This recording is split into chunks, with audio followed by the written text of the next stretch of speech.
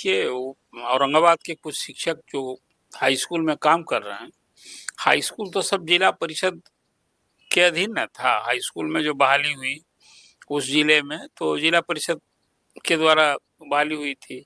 अब उसमें कई शिक्षक हाई कोर्ट गए, कोई मैं देख रहा था लिस्ट पिटिशनर्स की, और उसमें उन लोगों का था कि भाई हम लोग अब नियमावली में है कि उनकी प्रोन्नति मिलनी चाहिए। वो लोग कोई पोस्ट ग्रेजुएट ट्रेन टीचर हैं, तो उनको प्रमोशन मिलना चाहिए। और शिक्षकों के पद हेडमास्टर्स के पोस्ट खाली हैं। अब कहीं प्रभारी प्रधानाध्यापक से काम चलाया जा रहा है। ये संपूर्ण बिहार की यही कहानी है। नीतीश गवर्नमेंट के रेजिम में एक बात हुआ कि नए स्कूल कम खुले। इन्होंने स्कूलों की संख्या बढ़ाई, उस मामले में प्राइमरी स्कूल को मिडिल स्कूल कर दिया, मिडिल स्कूल को हाई स्कूल कर दिया, हाई स्कूल को इंटर कर दिया। और ये बात सही है कि शिक्षा के विस्तार के लिए, शैक्षणिक सुविधा को बढ़ाने के लिए अब गांव में भी जहां कोई हाई स्कूल है तो वहां इंटर की पढ़ाई होने लगी। और ये सब कुछ करने के बाद फिर स्कूल बिल्डिंग्स भी बने, रूम्स भी बढ़े और स्कूल में शिक्षकों की संख्या भी बढ़ी। यूँ मैं मानता हूँ कि आप भी अभी भी खासकर ऊपर के जो क्लास 10-12 है, वहाँ अभी भी अप टू मार्क जितना शिक्षक चाहिए स्कूल में विषयवार, उसकी आज भी कमी है। पिछले वर्षों में जब से नियोजित शिक्षकों की जो नियमावली आई, उसके बाद छात्रों की संख्या तो हर साल बढ़ रही है, नामांकन बढ़ रहे हैं। अब आपने परीक्षा नामांकन में भी सीमा कर दी कि आपको स्कूल में इतना ही एडमिशन लेना है, इतने ही लोगों को आप परीक्षार्थी को परीक्षा दिलाएंगे, तो अब इधर सीमित कर रही है। और तो और इंटर स्कूल के बाद तो इंटर स्कूल में एडमिशन के लिए अब तो अप्लाई कीजिए, आप कहीं रहने वाले हैं जिस मोहल्ले के, तो आपको कोई 4 किलोमीटर 5 किलोमीटर दूर के स्कूल में आपको एडमिशन का अवसर मिलेगा। तो कुल मिला जुलाकर एक ऐसी जटिल प्रक्रिया कर दी है। अब इसी सिलसिले में हाई स्कूल के औरंगाबाद के शिक्षकों ने हाई कोर्ट में याचिका दायर की, वो प्रमोशन का डिमांड किया। तो हाई कोर्ट ने नियमावली का उल्लेख करते हुए कहा कि इन लोगों को प्रमोशन ड्यू है तो मिलना चाहिए, ड्यू है तो प्रमोशन मिलना चाहिए। जो नियम सामने है तो कोर्ट के सामने यदि संज्ञान में कोई जाएगा अपना ग्रीवांस लेकर, तो कोर्ट तो कहेगा ही कि भाई नियम है तो सरकार को कहा दीजिए। ये सिंगल बेंच का आदेश था। अब नेचुरल है कि इससे जो शिक्षक, उसी तरह से सभी शिक्षकों में एक उम्मीद जगी। लेकिन अब तो कहानी समाप्त हो गई है। नीतीश गवर्नमेंट के रेजिम में ये नियमावली जो अपने बनाए गए नियमावली में इतने चेंजेज हो रहे हैं, पूरा अल्टर हो रहा है। अब तो है ये कहानी बदल गई। इसलिए मैं कह रहा हूँ कि अब तो मुख्यमंत्री नीतीश कुमार ने हेडमास्टर्स के ऑलमोस्ट स्कूल में जब पोस्ट खाली हो गए, schools without headmasters from primary through enter तक, अब उसमें सरकार ने कहा कि नहीं, हेडमास्टर की हम डायरेक्ट बहाली करेंगे। अब बीपीएससी कोई काम दे दिया। तो अब जब डायरेक्ट प्रमोशन से नहीं सीधी बहाली होगी, तो प्रमोशन का कहाँ उचित है। अब सरकार जो इस तरह से हाई स्कूल में प्रमोशन कहाँ देने जा रही है, सब जगह अब सीधी नियुक्ति की बात है। तो हाई कोर्ट के सिंगल बेंच के फैसला से उन लोगों को रिलीफ तो मिलने नहीं जा रहा है। इस बीच में आपने देखा अभी कि 40,000 प्रधान शिक्षक जिनको 1 to 5 के लिए नियुक्त होना है, अब वो सारे 1 to 5 स्कूल जो प्रारंभिक विद्यालय हैं, वो सब स्कूल विदाउट हेडमास्टर चल रहे हैं, प्रभारी शिक्षक से काम चल रहा है। तो अभी 38,000 शिक्षकों का चयन बीपीएससी ने किया है और अब उसकी पोस्टिंग के लिए 9 दिसंबर से अभी काउंसलिंग होने जा रही है। उसी तरह से 6,000 हेडमास्टर, उनका भी चयन हुआ है, उनका भी इसी 9 दिसंबर से काउंसलिंग होगी।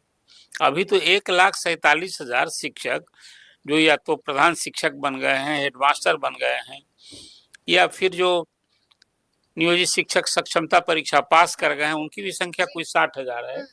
और 80-85 हजार जो थर्ड फेज में बीपीएससी से नियुक्त कर लिए गए, उन सब लोगों की काउंसिल होगी और सबको फिर स्कूल तय होगा। और फिर उनका, मुझे लगता है कि नए साल में जो सक्षमता परीक्षा पास किए हैं मुख्यमंत्री की घोषणा के अनुरूप, तो उन्हें उसी विद्यालय में योगदान करना है।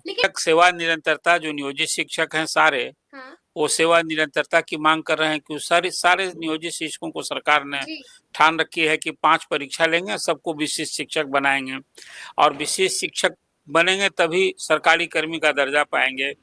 और बीपीएससी से वो जो 3 शिक्षक हैं, उनके अनुरूप जो सरकार अध्यापक को दे रही है, वही विशेष शिक्षक को देगी। तो मांगे तो ऑलमोस्ट पूरी हो गई है एक तरह से मैं कहूँ। जी।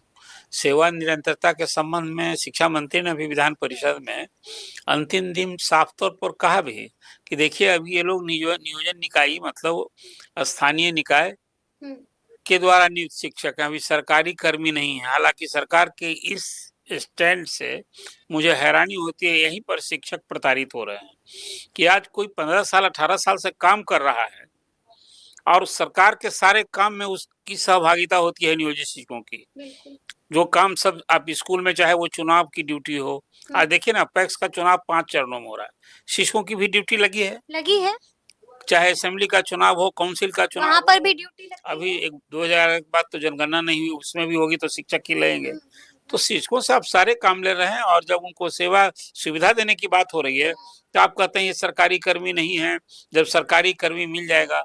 अरे भाई आपने नियमावली ऐसी बना दी है जो उनको सीधे सरकारी कर्मी, आपको याद दिलाते हैं बिहार में 2010-80 जगन्नाथ मिश्रा के मुख्यमंत्री काल में प्राइवेट स्कूल सारे सब प्रबंधन कोई कमेटी से चलती थी, निजी स्कूल थे, सबका सरकारीकरण हुआ, कॉलेजों का अंगीभूतीकरण किया, क्या सारे उन शिक्षकों की परीक्षा ली गई थी।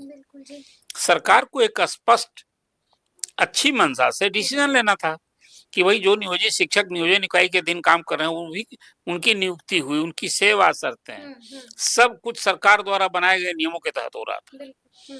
और जब आप उसको सरकारी कर्मी का दर्जा, तो एक आपने लेटर लगा दिया कि भाई आप परीक्षा दीजिएगा तब सरकारी कर्मी बनिएगा।